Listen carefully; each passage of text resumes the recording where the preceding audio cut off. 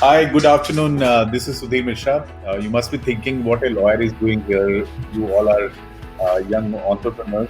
But let me tell you, can you hear me? Am I loud? Yeah, Yes. Yes. great.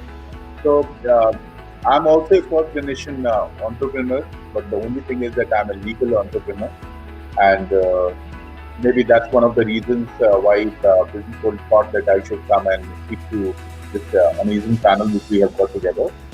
Uh, First generation, 20 years, and third largest litigation firm in the country now.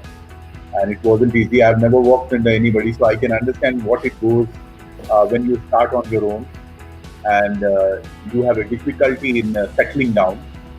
You don't search for work-life balance, and you always think that balance will take care of itself. Just work harder. So that's the same mantra I followed, and this is my first interaction with such a young panel. It's very exciting for me.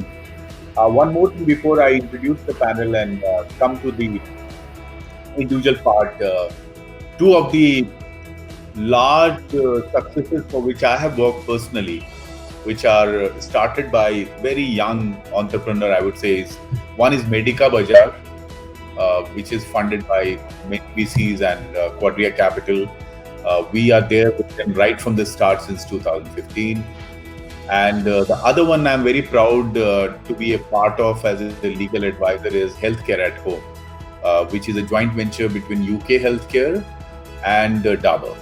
So I understand what it goes in keeping the cost low, not compromising on the vision and the dreams one has, and scaling up and getting a great valuation. The same journey I'm also there, but maybe in entirely different space, not as viral and as futuristic as you are. So it's a very great opportunity. We are in the middle of a huge crisis, no doubt about it. And I would be very guided actually by this panel to understand how you are taking it as a serious advantage rather than a disadvantage, the pandemic which has come your way. So I'll go by the series which we have. Abhinav, what are your mantras? How you are really using it as an opportunity? Right. Thanks, Lee. Thanks a lot for having me here, and really thrilled to see the session so far. Thanks everyone for really doing this in a new style. So to answer your question, Sudhir, I think a couple of very key learnings that we have got as a result of the pandemic, right? What we've understood is point number one, that we are a pure play technology business. So the kind of working capital needed, the kind of stuff needed to sustain and build the business is actually not a lot.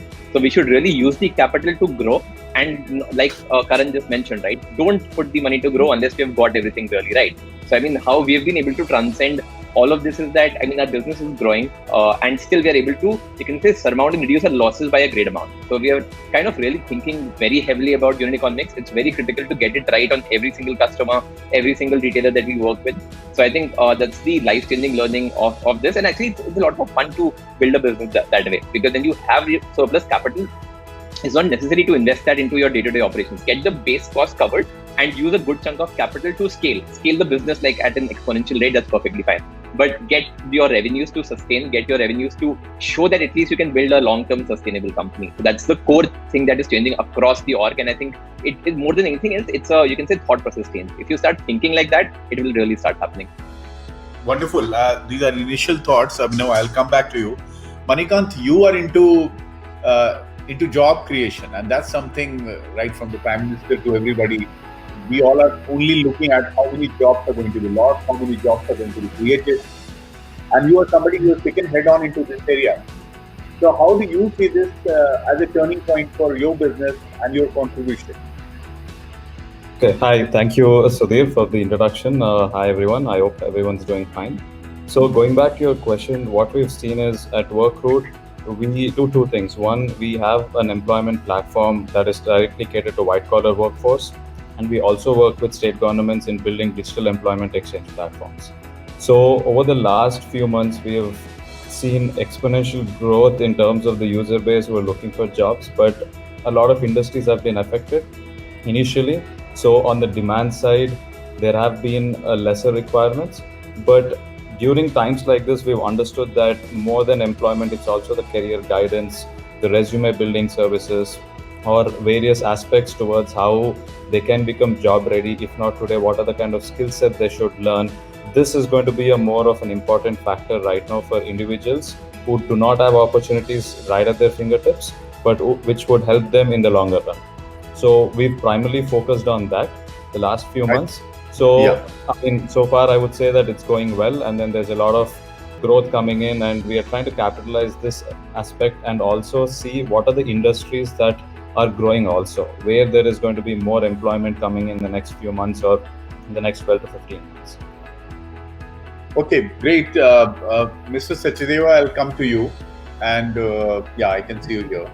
So, as a person who is into education space, and that's a space which is very exciting as of now, a lot of activities happening. I would say, apart from media and digital media, this is one space which is being thought of, and you were futuristic about it much before the pandemic. You were doing this business.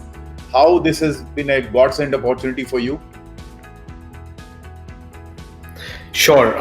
I hope you can hear me. I couldn't see my mic moving. Okay, great. So yes, this has been a transformational time for us as a business, particularly because we've seen the adoption go skyrocketing high. We enable any content creator, specifically in the education technology space, to launch their own academies. They can build everything right from the website to the gateway and everything on the platform. And the need to do this has been so much more than it was before the pandemic, because we've seen some of the content creators, some of the tutors, tuition centers, coaches, consultants, their businesses had literally stopped. So what really presented to us at that point of time is the ability to be able to help these people. We had to really scale in terms of how we could onboard more and more people, make all parts of our platform DIY, and at the same time handhold and walk through the steps that somebody needs to actually take to be able to adopt the new digital learning environments that they are all enforced into. So what I would say is that I understand the pandemic has hit the way of life in all parts across, but for education technology space and for the new learning norms, I think this has been a great time for the digital push. And the divide between people being able to get access to good education in remote areas where it wasn't happening earlier is going to fall down now. So this has been a great time for that. So very well said. I believe that one of the great lesson which we have is that people in legal profession, I'll tell you that 65 or 17-year-old lawyer who were absolutely against any use of technology and who were their life were only giving dictations on dictaphones or going and appearing before the court and more interested to see how others are applauding them. Because court craft was something, because it was more of thinking, oh, I did something, did you guys see this? And applaud it. So we all were used to going to the court and getting the appreciation from our peer or competitor. Now suddenly this technology thing has such a big changer that now when the courts just opened up 2 weeks back, they asked us that how many lawyers want to go and physically appear before the court. You would be surprised that 99% people said we don't want to go to the courts. We are happy doing the virtual hearing. Not only the old ones, even the younger ones. So that change, and that too in 4 or 5 months, is phenomenal. I would just, I want to share one more thing before I move to Saurav, because Saurav will tell something very special on mobility. Can I also add something quickly here in addition to what you said? So interestingly, on our platform, there are Supreme Court judges who have been in the profession of the legal domain, and people who are instructors at some of the top lead colleges in law. They are teaching right now the new breed of lawyers across the world, not just in India. I don't know how that's happening, but sometimes I look at the matrix of these courses, and some of these law courses are attended by people in Africa, and I don't understand how this will really apply because this is Indian law. But you see the divide has really fallen down. So, sir, I can tell you one more thing, that that you'll be surprised to know that the law is basically common law is prevalent in more than 100 countries. So whatever we teach here is very relevant for most of the African countries as well. So that's one of the reasons. And the last part which I just wanted to mention, that the entire Facebook Reliance deal which happened during the height of pandemic, not even one physical meeting happened. Not even one physical meeting happened. And that is something which we know from the legal fraternity. It's such a change of such rigid professions. Like my profession is a very rigid profession. And we always surprised nobody wants to go to court. And we are happy with the virtual hearing. Even clients are fine with that. So it's a very different world we are looking at. Saurav, your graph is something which is very exciting for me. Today's newspaper talks about the first electric bus, which almost an Indian company apparently has provided to Rajasthan government. And you are into electric mobility, and this space is going to leapfrog. And I want to know from you, what makes you so passionate about this sector? Okay, so I think so just briefly. So before Euler, I was founder and CEO for Cube26, which was acquired by Paytm. This is like 2018 early, and I was thinking about my next career objective. And what I realized from my last company, that whatever you want to do, it takes like a decade to make a 10. And I wanted to spend that significant amount of time onto a problem where money is not the only way to measure my success, but also like some social or something where I had a positive contribution to society.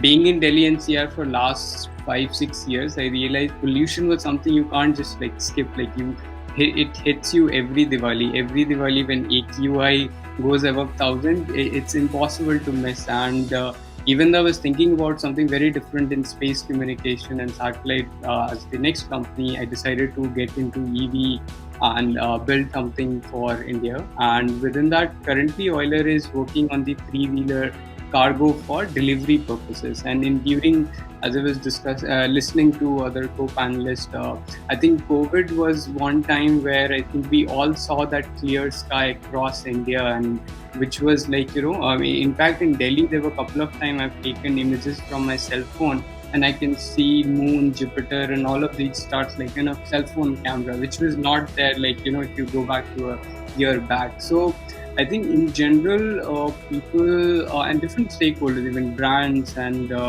be it the fleet owners, everybody has started appreciating, I think, electric vehicles. So COVID has definitely pushed that. During that whole lockdown era, the delivery was something that was unexpected in a good way, that like I think that increased, and we delivered roughly around like 5 lakh packages using our electric vehicle. So that gave us a lot of confidence that what we are building is not just like, for a show or a PR thing, but it's actually like, it's something that has very positive contribution. So so that fuels a lot to, I think, our team internally at Euler, and continue to build. Saurav, incidentally, the main Delhi air pollution matter is in my name, Sudhir Mishra was the Union of India, in which odd even was decided. So I was told 5 years back I started that petition, and this is heard every second month in Delhi High Court, and it is tagged with court on its own motion. So it's not against any lobby, it's not against any industry, it's not against crop burning. It's my right to allow me to breathe in this city. And I have not filed it against Ministry of Environment Forest. I have filed it against Ministry of Health Family Welfare, that I don't want to have cancer. So please allow me to have safe air. So that's the presumption of this petition. And I understand this, that a lot of people, even judges privately, are saying, wow, Delhi has become livable. There was a talk in 2018 that there was a voting happening within the legal community that will you like the courts to shift out of Delhi? Because you can't live here. Like if somebody is from Kerala or somebody from Bangalore or somebody from Northeast, they used to feel so suffocated here because of the foul air. So yeah, this is a big gain, but I don't know how long we'll preserve this gain and how difficult that battle would be. But Neha, I'll come to you, and you are pioneer into digital marketing, and you have really got world over. You have plans to go on digital marketing. Digital is such a widely used word. All of us are now trying to be part of it. Prime Minister mentions about the digital landscape, and a little bit of idea which I have of by being part of most of the media houses in courts. I can see that how this future is going to open up. How do you see this pandemic really being a cutoff period for digital marketing? I think firstly, it's been quite a few years now that I think companies have, or even organizations have realized the importance of digital and how probably it is the thing to go after now, and the transformation is needed. I think that people have realized, but I think the toughest thing is adoption.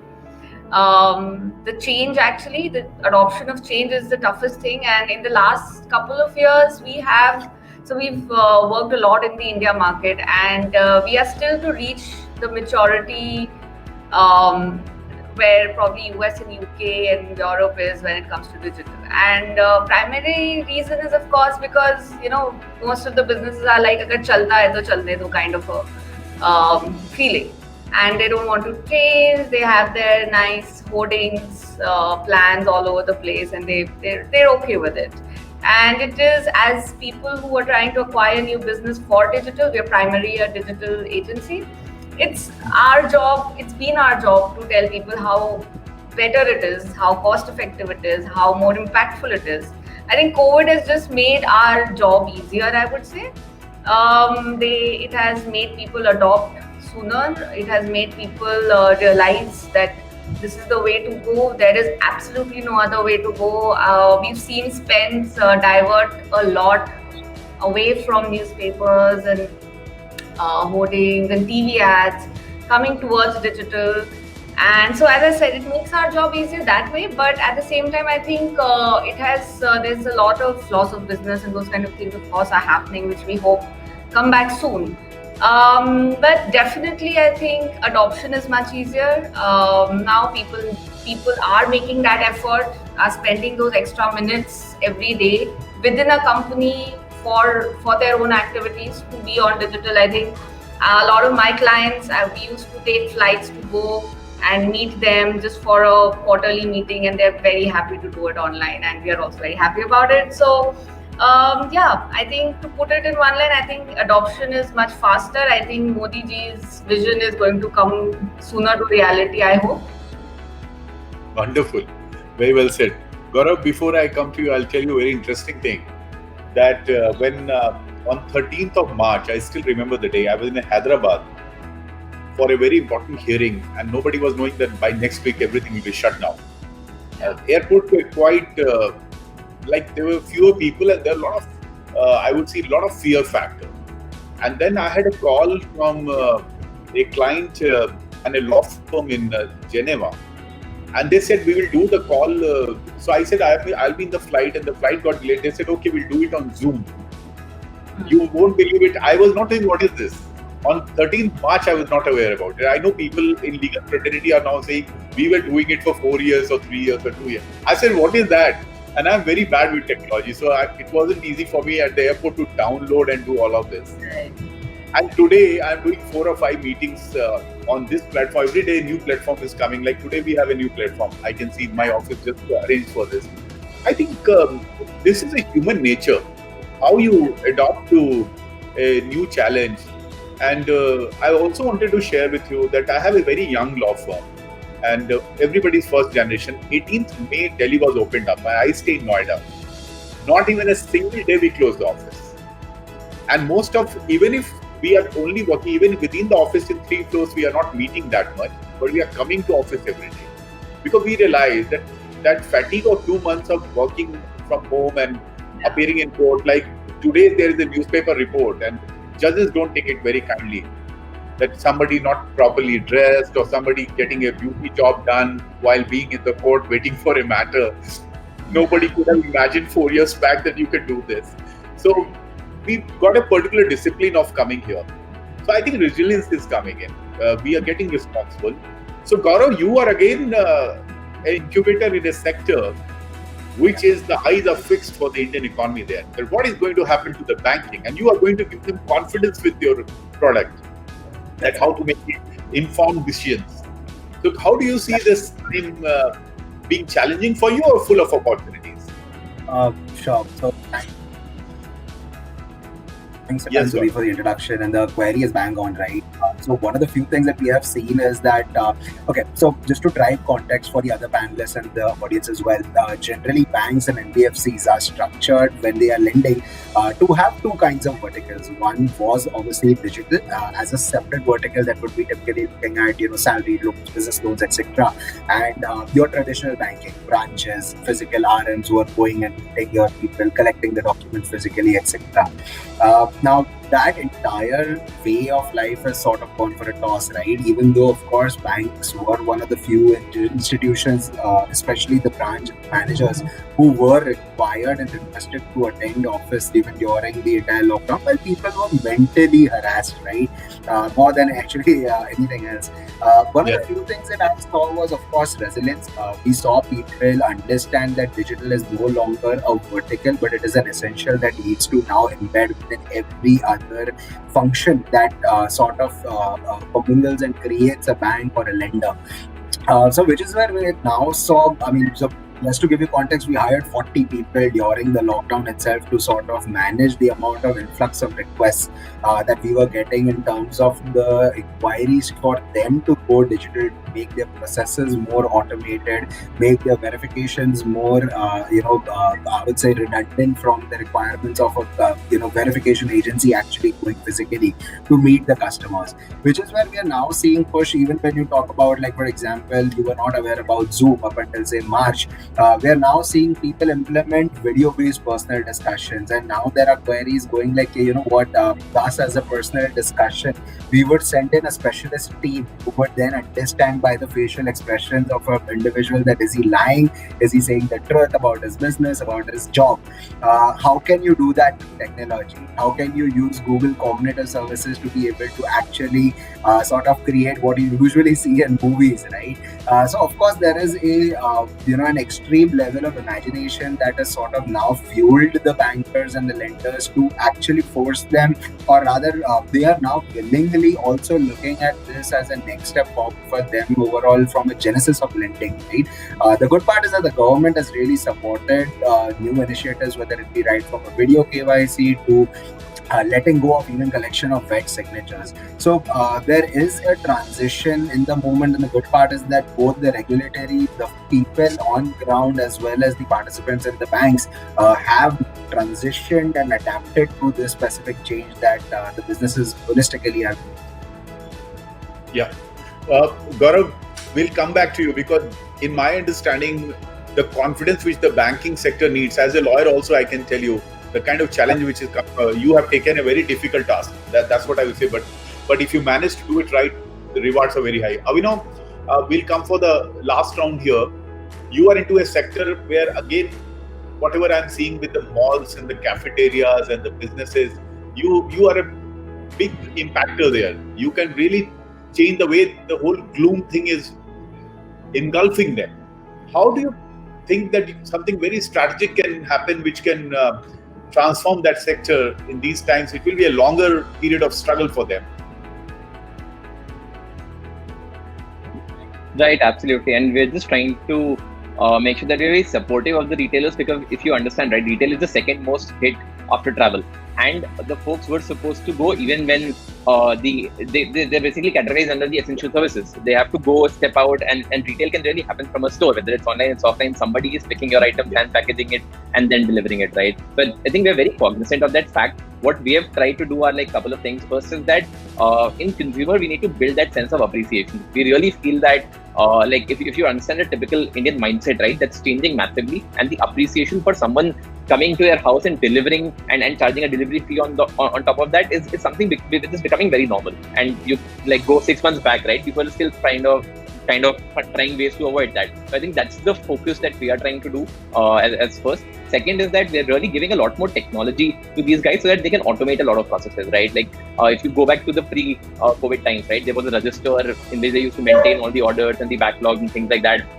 there's just one example, right? We have picked up like 15, 20 such processes and kind of automated them. How can the interaction between one person to the other person be absolutely minimal and you still continue to kind of go and deliver and have a very large efficiency? And because of all of that, if you see like leading retailers that we work with in India today, right, all of them have embraced e-commerce like never before. I'm talking about brick and mortar retailers who have been running their businesses for 20 years. Today, they are saying like in next 2 years, e-commerce will be 30% of their revenue. So that kind of paradigm shift is something which is happening at scale. And I think we are like really focusing to make sure that anybody who hasn't thought through that well understands the impact and just make the job a bit more easier for them to do it, right? Because Indian retailers aren't full-scale tech companies. So we give them the right technology to kind of scale up and just make sure that they do what's in the best interest of their customers and their businesses. Yeah, very well said. Manikanth, before I come to you, I'll tell you a very interesting fact about legal recruitment and jobs. So what is happening, I remember in February, I had met somebody who said, you need a network of lawyers, even if you can't have 40 offices. None of the law firms have actually 30 offices. So when the lockdown happened, we as a firm, initial 1 month, I think nobody worked on anything. So we were absolutely without any work for 1 month. So we created a 75 to 80 locations across India, from Dharamshala to Jammu Tawi to Srinagar to Amravati. We got a lawyer who can be accessible to anybody, and without any purpose, we just did it. We thought, let's cable it, let's just create a community. We created that community, and in July, we got a due diligence for a very large issue from one of the third biggest company in the country, almost on 11 jurisdiction. So we were not in a position to do it if it had happened in December or January. So I think innovation and thinking futuristically about both from the recruiter's point of view and also for the person who's seeking a job, whether it is reskilling or skilling in a right way, how you're taking these sectors into account. Okay, going back to your question, so during the lockdown period, what we've understood is, yes, at the moment recruitment has paused, but skilling has not paused yet. Like any individual can stay home and actually get skilled through an assessment. So that's when we have taken the time, we have come up with another platform, which is Workruit Learning. The whole objective of that is I can just take a quiz or an assessment of any level or any domain for me to analyze and see whether I'm fit in that industry or not. So that's how we've capitalized the period to analyze that there are a lot of tier 3, tier 4 institutes that are not going digital or do not have the technical capability of providing their coursework online, so that they could come in and then, any individual could come and say, I want to take a quiz in, say, a legal department or so. So that's how we have introduced that element, which would again be linked to recruitment in the longer run once everything is more open in the market. Thank you. Thanks a lot. Kinner, I'll come to you, and you said a very interesting thing about legal community using across the world your platform. So I'll just give you one idea and then I'll ask you my question. That what we are not teaching in our law schools and other places is how to become an entrepreneur, how to start your own business, how to become a blockbuster lawyer, how to be a super short lawyer, how to make, like they do in America all the time, like the best book which the lawyers read here is The Monk Who Sold His Ferrari. But the reason why there is no storytelling in India. There is no storytelling. So most of my time actually, whether from OP Jindal to other big law school goes, I say forget about what we do as a law firm. I want to tell them how to become a successful lawyer. So I think teaching success as a subject is also equally important at some stage. So are you linking this, and this is coming as a direct push from the government also, that whatever we are teaching, it has to result in success. It has to result in some kind of job. But job can't come just because of the degree. How do you tell them what takes to succeed? So I think this is kind of a multi-layered question and very valid points. We're working with Shiv Khera, who's a leadership coach and who's written a few books on these domains. And one of the interesting quotes from him is that 80% of our success comes from 20% of the skills that are not taught at any of the institutions. And that's so true. I mean, look at the art of communication, leadership, and entrepreneurship. How do you bring together various disciplines to be successful in whatever you choose? I think the online advent of the entire learning environments is going to support all of us to be able to learn beyond what the curriculum set for us. And as a platform, our try right now is that we enable all kinds of instructors, whatever they're teaching. At the same time, we are also looking in the direction of investing ourselves in some of the courses that let people launch their businesses. And this is the first time I'll be talking about this in a public forum. So in the next few weeks, we have Sanjeev Kapoor, the chef Sanjeev Kapoor, launching a platform using Knorish, which will teach anybody how to launch a food business from home. And it is a push in that direction, and he's never done that before. He runs multi-million-dollar companies in restaurants, cooking items, and all kinds of domains. But this is the first time he'll be sharing that wisdom and specifically making a course to help exactly the kind of learning outcomes that you are talking about. So I completely agree with you. The National Education Policy Framework designed by the government, announced by the government recently, lays down that this is actually something that we should all be looking towards. It's not just about the curriculums. So I agree with you there.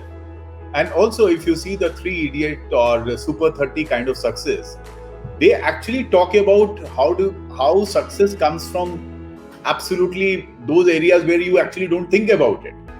And I have started podcast as a lawyer, one of the first lawyers to start podcast, and I have been trained by all the leading RJs, and it's available on most of the platform. I have been approached by at least 3 important business groups to say, can you come and train us? Because the podcast is my journey from under the tree where I did my 10th and finally getting a Fulbright scholarship and being one of the highest paid professional taxpayer in the country. So I tell about that journey, that what are my ethics, what are my value system, why being a lawyer is not something people should be worried about. Oh, he's a lawyer, I should be scared of him. How do you dispel all these myths? So I think the storytelling is a very important part. And when you see in a movie or something where it's so inspired, they make 300 crore, 400 crore.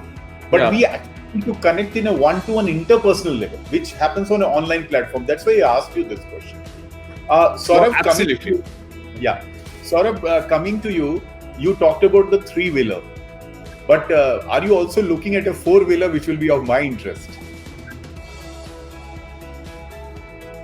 So I think we'll build a 3-wheeler and 4-wheeler in the commercial. So our focus initially is in the vehicle that pollutes the most, and those were majorly like the commercial 3-wheeler, 4-wheeler for cargo delivery, and 4-wheeler private vehicle typically have good engines, so they're least a bit lower in the priority. Though the glamour is more in the 4-wheeler private vehicle. And I think just to add on that success point, right, I think I just wanted to add a very interesting thought that you guys discussed. But I think one of the things that I realized over the last 2 decades is like your definition of success also changes, right? I think when I was an undergrad at DC, 7-figure salary was what I felt would be successful working for a US-based company. I achieved that, and then that was of no value, and suddenly it's not that it was of no value. It's suddenly like I wanted to probably build a company, add employment, so that definition changed. And when the next company happened, and after that so I feel a success is also something, it's a kind of a target that you keep on chasing, and it's very difficult to also quantify what success means. But but I totally agree with the points that you guys have made. I just had an insight because I keep thinking about like what success means for me or us or Euler, and I keep seeing that shifting. It never is like remains a constant. Wonderful. Neha, I will ask you something very different actually. I'll say that what took you to be on your own? How did you decide to be on your own? And because that will inspire many women, and that's what I want to know from you first. And the second is, which are the 3 sectors you are very bullish for your digital marketing?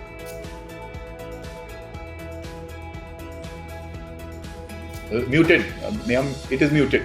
Neha, it is muted. Neha, it is muted. Yeah, sorry. Yeah. Yeah. Perfect. All right. So I was thinking, I think the first question, very good question to ask, I think. And I think that goes for all entrepreneurs. I think one is, I left my job at Google, and at that time it was like a big I mean, even now it is a big thing to get a job at Google, and your parents are very happy about it. Your friends are like, okay, refer me, and the whole thing that happens when you are into something great like that. But I think it was just a matter of time. I realized that it wasn't for me. While it is one of the best companies, but I did realize that if I can't be happy here, I can't be happy anywhere. So I'm glad I got a good job to realize that I don't want to do a job. And I think it also comes with me seeing a lot of people on how I think I was in a very good circle of a lot of other entrepreneurs, and I could see the difference they were able to make, the employment they generate. I mean, it was so fulfilling. I think fulfillment is not easy to get, but I think it's worth the risks we take. So I think for that fulfillment, we should use that as a motivating factor, and because a lot of other things get left behind, like money and brand and society status and those kind of things, very easily you can achieve and move on. But things like fulfillment stays. So I think we should use that as a motivating factor to go after things that we don't have the courage sometimes to. And I hope that helps to a lot of people, other people who are aspiring entrepreneurs. Coming to your second question, I think one, definitely education. Definitely, I think we are seeing amazing work happening, and we're seeing a lot of adoption in education, in innovative ways of educating right now. So that definitely is on my number one. And I think even for that matter, there's a lot of anything where things like essentials. I think essentials is again very important. We see a huge spike in the amount of funding agri-tech has received in the last 2 quarters. And I think investors are also looking at agri-tech in a very big way. So second would be that, and third, of course, would be ERPs and how businesses can video calls and internal mastery over digital for B2B kind of business. That would be my statement. Okay, great, thank you, Gaurav. I'll give you the last word. So it's a difficult sector to be in, but the difficult word, don't go by that. You're a courageous person. Just tell me, what are the 5 disruptions you're going to see on the banking side post-COVID? 5, at least tell us 5. Positive one. Fair. Sure. So number one, of course, is going to be discipline. So the thing is, there is a shift in the way the people were conducting business. It was slightly more haphazard. With digital, there is no lack of discipline, right? There's no gray. It has to be black or white. The second one, of course, so it's a no-brainer, would be more reliance on, say, video, or basically, I would say, the manner of communication and collection that used to occur. Third would be definitely there is going to be a lot of land grabbing in the next 6 months itself.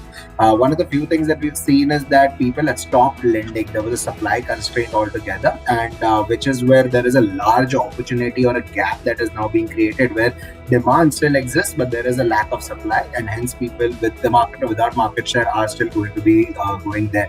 So there is a competition that's going to be there. Fourth immediate piece is definitely around collections. So the thing is, quite a few calls that we get today are around basically what kind of solutions can we offer to help these lenders identify skip customers or defaulting customers, because the propensity as well as the miscommunication that invariably has happened around moratorium, interest, etc. People believe they're not supposed to pay, but hey, now I have a larger check to cut. So there is a massive shift in the collection, and it'll be interesting to see what collection strategies come up at a larger level. The fifth would definitely be a focus more on the MSME piece, with the government push, with the overall subsidies that have been now released.